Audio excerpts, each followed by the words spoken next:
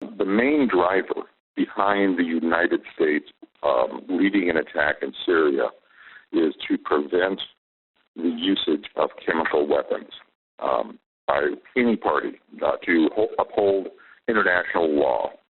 However, this is a bit hypocritical because when Saddam Hussein was using chemical weapons against the Iranians during that conflict, there was no outrage. No one called for sanctions or for attacks on Saddam. So international law really became meaningless whenever the U.S.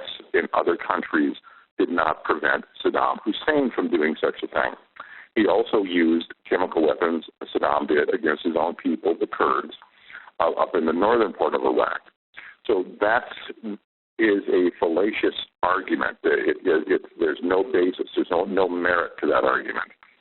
As far as the American people go, 80% of the American people are opposed to any military involvement any place in the world right now. There's just no good reason to do it.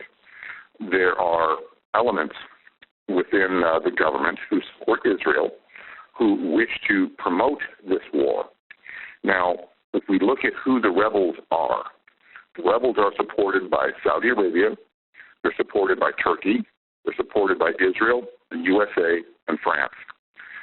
This is not a homegrown or indigenous rebel force against the government of President Assad.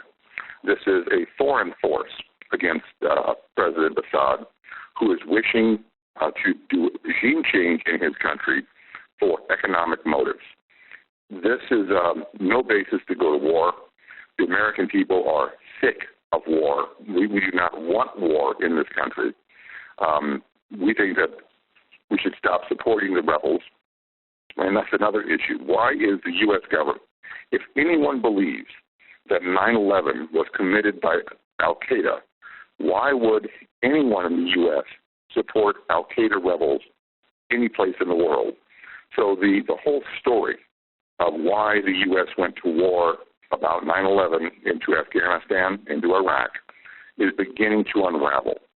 There is the climate for major political change within the U.S.